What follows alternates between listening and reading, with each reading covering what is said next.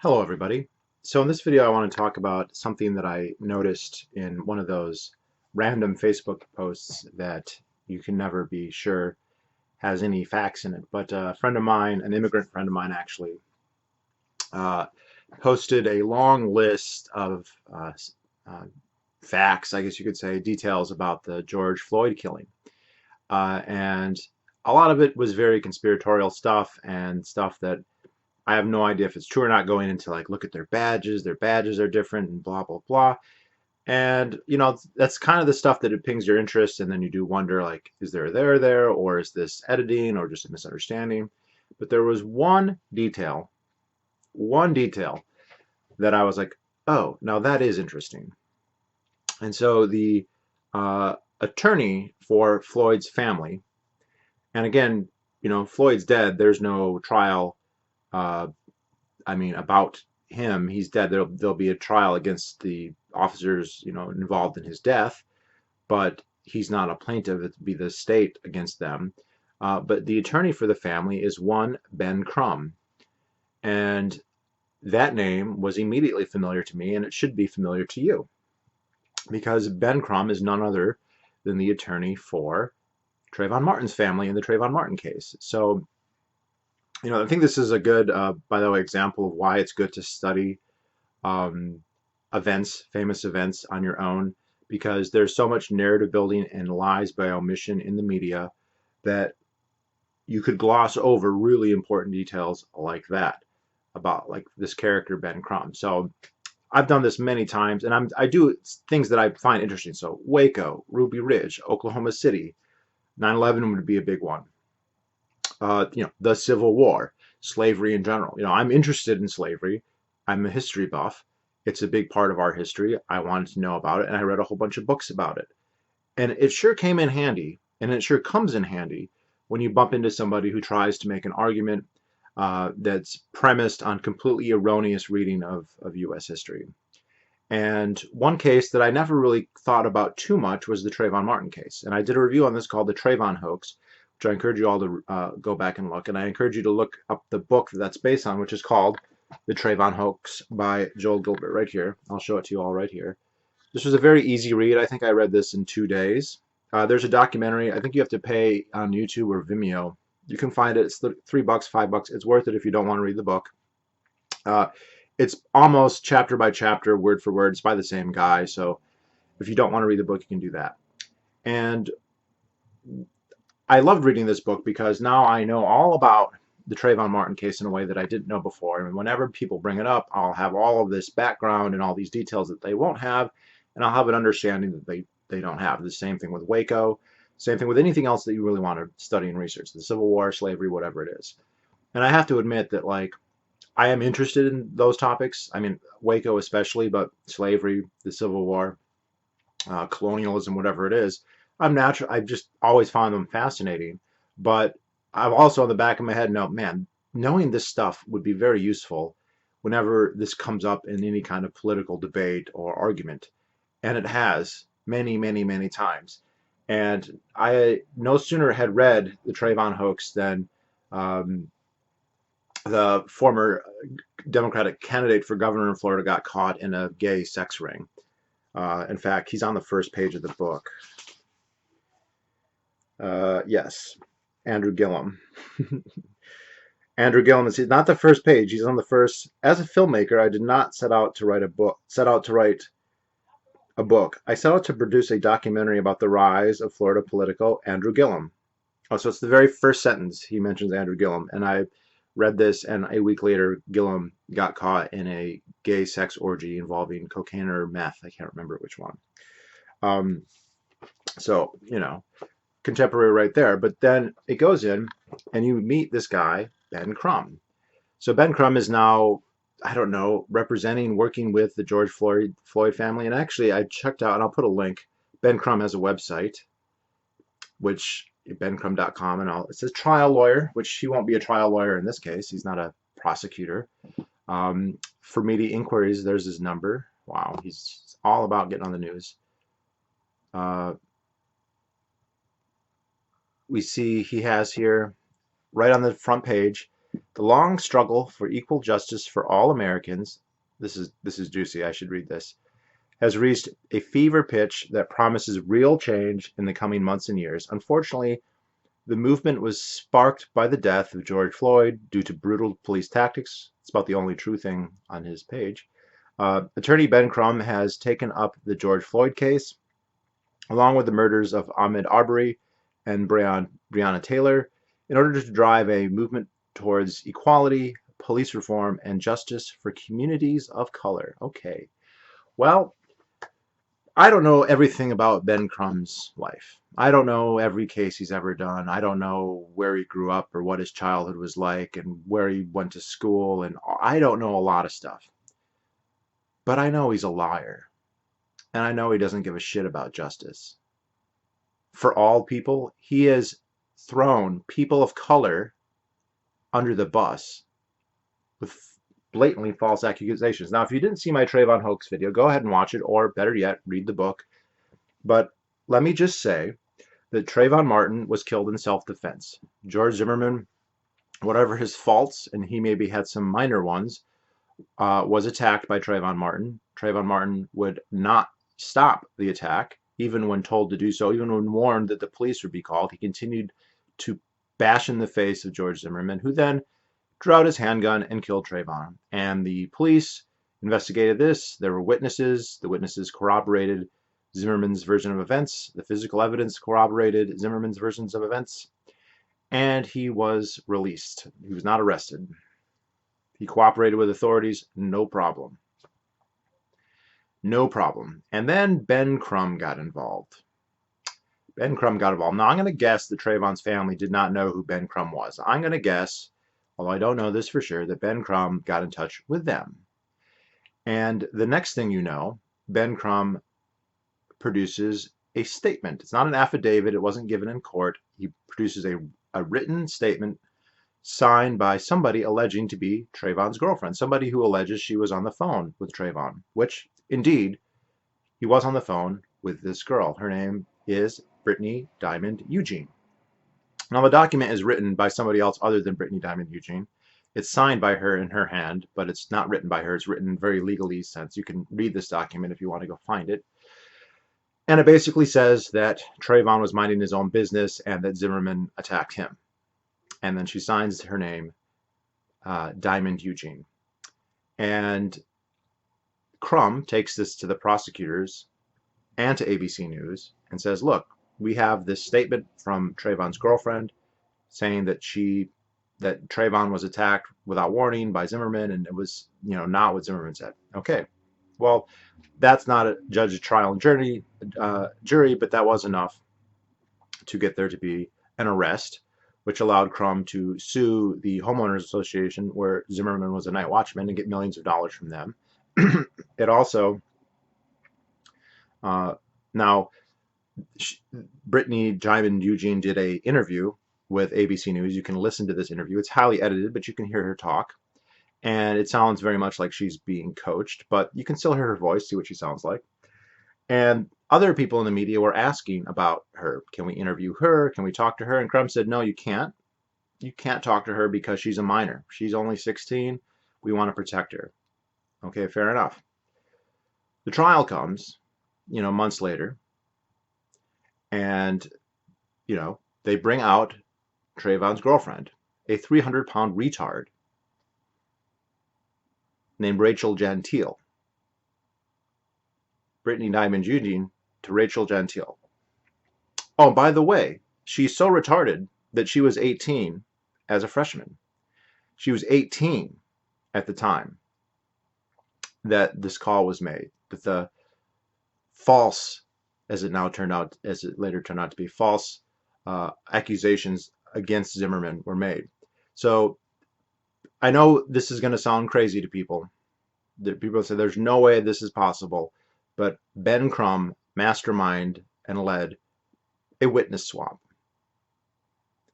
They went to Brittany Diamond Eugene and they pressured her to make statements that would incriminate Zimmerman, false statements that would incriminate Zimmerman. She agreed in writing, and then she backed out. And since she backed out, they needed a new witness. So they found her cousin, Rachel Gentile, who, I've called her a fat moron. She's a horrible person because of what she did. She bared false witness against an innocent man, ruined his life, and almost sent him to prison. And oh, by the way, set back race relations 30 years in this country. But I hesitate to say that because she was actually pretty much retarded. And her ability to consent to anything is debatable now and then. And so if there's going to be culpability for this act, it really should fall on a number of people. Trayvon's family, especially his mother, but also his absent father. Actually, both of his parents are relatively absent from his life. The woman who raised him was not allowed at his funeral, basically. But whatever, they bear some responsibility. You could say ABC News bears some responsibility. Andrew Gillum profited off but the number one person probably, almost certainly, is Benjamin Crumb. Benjamin Crumb. He's the one who masterminded the whole thing. And again, if you think that's crazy, all you have to do is look at the signature. Brittany Diamond Eugene, Rachel Gentile. Boom. And this is why it didn't work in trial, right? They brought her up. The defense is like, she committed perjury. Her testimony is no good, and she can barely string a sentence together. I encourage you to watch her interview with Piers Morgan after the verdict was announced. It's hilarious. It's sad. It's sad that Mr. Crumb would use a girl like that. I'm still torn between castigating her, some or none. I don't know. We would have to do some tests on her cognitive abilities at the time. Who knows? But you can also go into the things of the way Trayvon talked to his girlfriend, how hot she was, how good the sex was, how she texted him. Whatever you want to say about Brittany Diamond Eugene, and she has her flaws. She should never have signed that statement. If you read her Twitter feed, which I've had the great pleasure to have done thanks to this book, doesn't seem like my type of person, but she's not a moron. She can speak English. She's actually got a quick wit about her, and I could see how somebody could find her attractive. I mean, that's the wrong tree for me. But I almost find it insulting to Trayvon's memory that anyone would claim that Rachel Gentile was his girlfriend, that he's dating one of the Helmet kids who's a year older but 3 years behind him in school. So if you doubt it, read the book, watch the documentary. This is going to lawsuit. Crumb has been sued by Zimmerman because of this, so it's not just hokey pokey. This is going to, and the case he makes, I think, is rock solid. And you just look that they lied about the name. They lied about the age, because Rachel Gentile, the girl who took the stand, she was 18 at the time. So there was no, she's a minor. The fact that Crumb is talking about a minor and they're not showing it, that's because he's talking about Brittany Diamond Eugene. Anyway, so my point here is that this guy, this Ben Crumb, is scum and sleaze. And for him to talk about equal justice for all Americans, yeah, except for half-immigrant brown people named George Zimmerman. Or I'm sorry, excuse me, white Hispanic, white nationalists. George Zimmerman. And in order to move towards equality, police reform, and justice for communities of color. Yeah, he doesn't care about anything but communities of color, unless those communities of color involve people killing other members of the community of color. Now, I don't want to speculate too much about what else do we know about George Floyd that is a lie. I'm not going to go back and read the posts of everything that I saw. But if this guy is involved, which he is, he's taking credit for it, Ben Crumb is involved, then we can assume that there's a lot of bullshit mixed in with this story. And again, I've seen the video. It looks like blatant police brutality to me. I think the police are fucking brutal all the time. I don't think they're particularly racist about it. They beat the shit out of white people. They kill white people. They definitely kill white people out of proportion to their involvement with crime.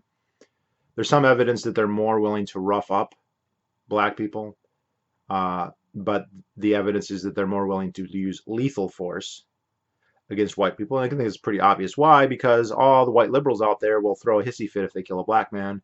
they don't give two shits if they kill a white person.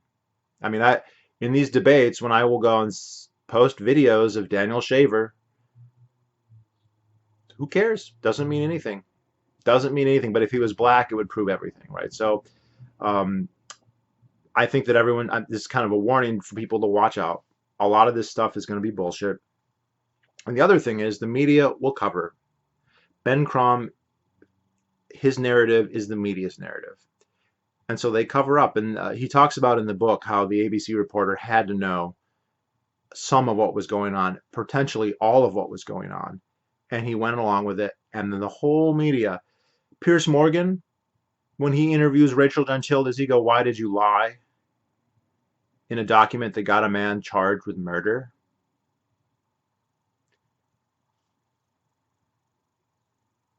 Why? Like, why would you interview and not ask that question?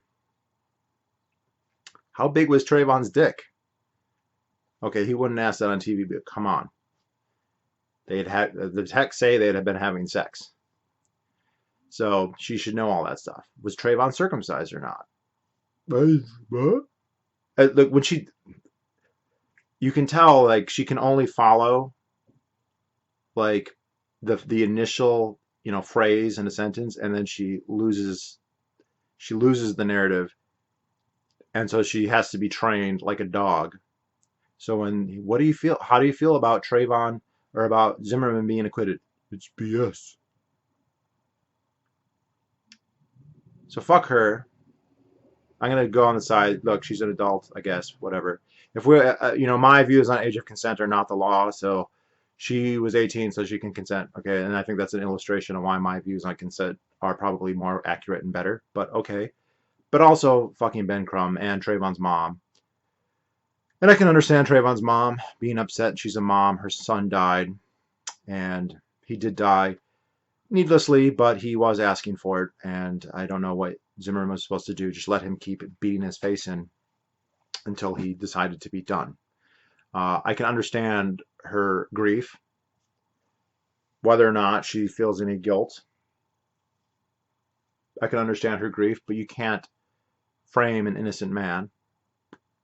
You can't falsify evidence. And on top of that, take advantage of a minor, Brittany Diamond Eugene, who was 16. They definitely, you can see the text. You can see how often they were getting tweeted in text by how they twisted her arm to make this false statement. And then when she wised up and backed out, to her credit. So for all of her flaws, Brittany Diamond Eugene gets some credit here. Quite a bit, actually, because the amount of pressure they probably put on her was immense. Both help your people, help your race. And by the way, there's lots of very progressive people who will be very pleased with you in a generous way, as what happened later with Rachel Gentile. But not only that, then to go and not just pressure a minor, but to pressure a moron and take advantage of her mental incapacity. And all in the service of a massive, fraudulent injustice. And yes, he was thankfully acquitted. But his life was ruined. Race relations were set back 30 years, 50 years. They're still talking about it. Like the verdict never even happened, or if the verdict itself proved how unjustified the killing was. Because Zimmerman wasn't a cop, he hasn't quite made it into the same halls of fame as somebody like George Floyd, which George Floyd wasn't beating the shit out of somebody, so totally different cases. So I'm just saying this, that people should be very careful. The media is going to carry water for these people. They have a narrative. Crumb can make a career and millions of dollars. I hope Zimmerman's lawsuit eviscerates him. I should check that right now. I don't want to talk about it and have it be wrong. It's probably hasn't. Stuff takes forever. I'm not going to do it now. So if someone knows in the comments, go ahead and post them there so we can see. But this guy is complete trash, dude. He is complete. He's a liar. He has no scruples. He has no ethics, right? He just jumps on this like a fly on shit. And none of those people who call for media inquiries are going to ask him about this. Because they have a narrative and they can truncate the antecedents and they could omit everything that doesn't fit the story that they're trying to write.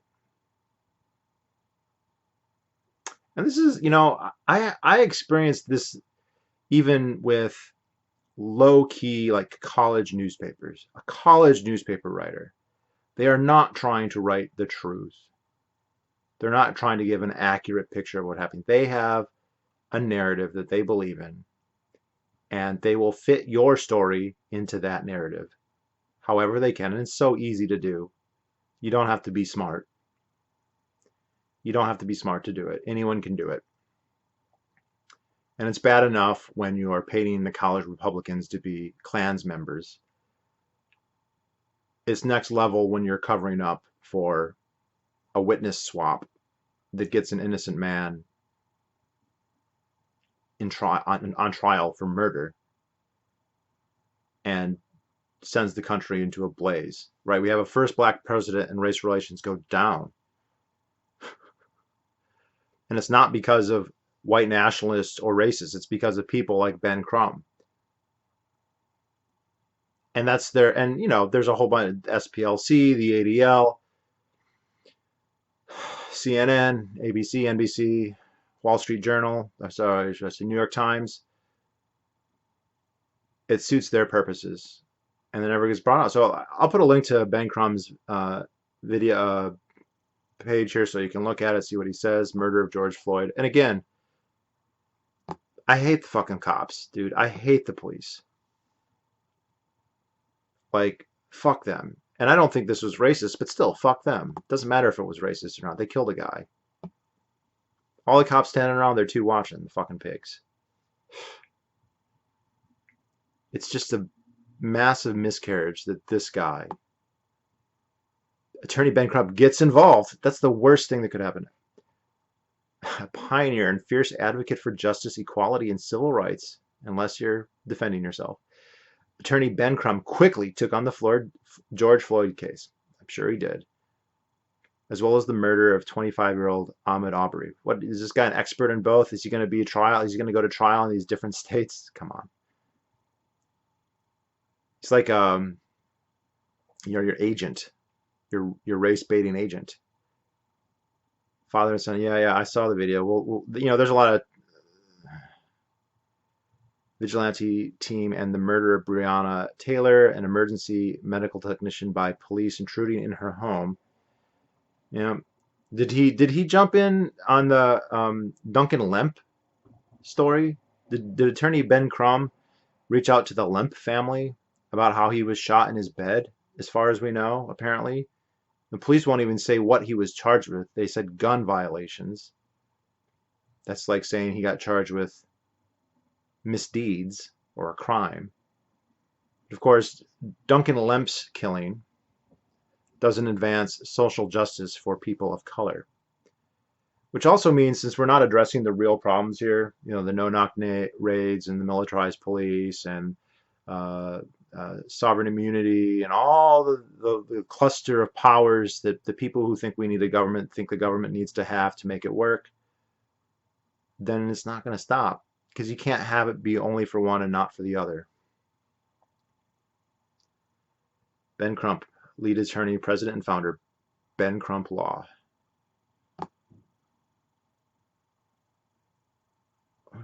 Any other names here? Blah, blah, blah. So his timeline of events starts this year. He doesn't go back to talk about Trayvon Martin. I guess since he lost that case, it's like whatever.